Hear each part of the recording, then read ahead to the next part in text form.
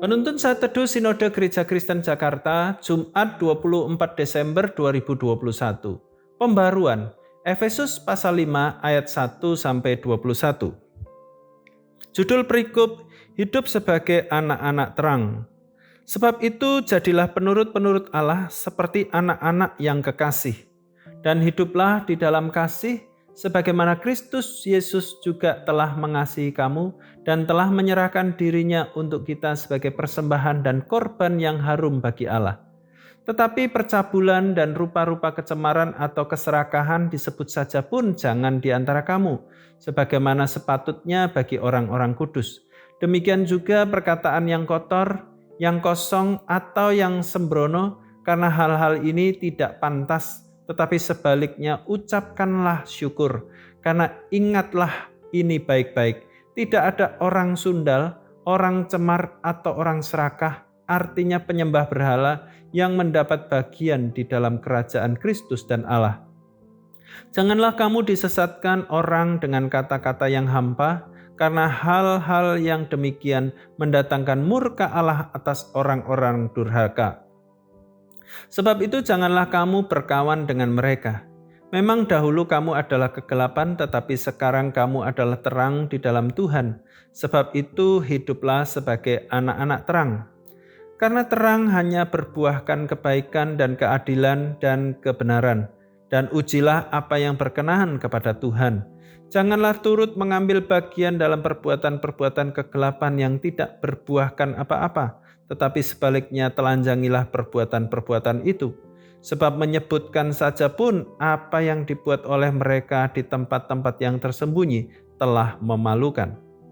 Tetapi segala sesuatu yang sudah ditelanjangi oleh terang itu menjadi nampak, sebab semua yang nampak adalah terang. Itulah sebabnya dikatakan, bangunlah hai kamu yang tidur, dan bangkitlah dari antara orang mati, dan Kristus akan bercahaya atas kamu. Karena itu perhatikanlah dengan seksama bagaimana kamu hidup, janganlah seperti orang bebal, tetapi seperti orang arif. Dan pergunakanlah waktu yang ada, karena hari-hari ini adalah jahat. Sebab itu janganlah kamu bodoh, tetapi usahakanlah supaya kamu mengerti kehendak Tuhan. Dan janganlah kamu mabuk oleh anggur, karena anggur menimbulkan hawa nafsu, tetapi hendaklah kamu penuh dengan roh. Dan berkata-katalah seorang kepada yang lain dalam mazmur, kidung puji-pujian dan nyanyian rohani. Bernyanyi dan bersoraklah bagi Tuhan dengan segenap hati. Ucaplah syukur senantiasa atas segala sesuatu dalam nama Tuhan kita Yesus Kristus kepada Allah dan Bapa kita. Dan rendahkanlah dirimu seorang kepada yang lain di dalam takut akan Kristus. Terang jelas berbeda dari kegelapan. Terang tidak dapat bersatu dengan kegelapan. Ketika terang datang, kegelapan akan sirna, karena terang akan menyingkapkan segala sesuatu yang tertutup oleh kegelapan. Oleh karena itu, satu-satunya jalan untuk melenyapkan kegelapan adalah dengan mendatangkan terang.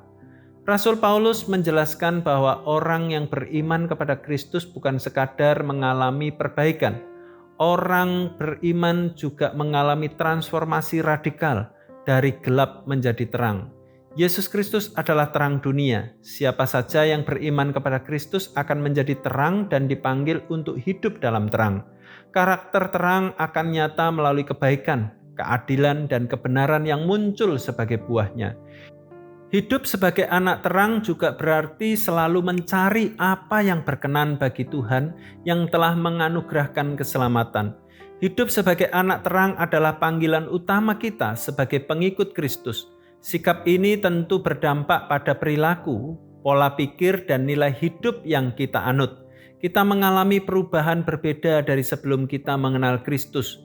Ibarat siang dan malam, begitulah perbedaan hidup kita sebelum dan sesudah mengenal Kristus. Lihatlah hidup kita. Sudahkah perbedaan itu terpancar semakin nyata dari hari ke hari?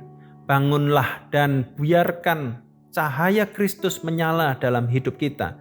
Mari memancarkan terang Kristus itu kepada orang-orang di sekitar kita.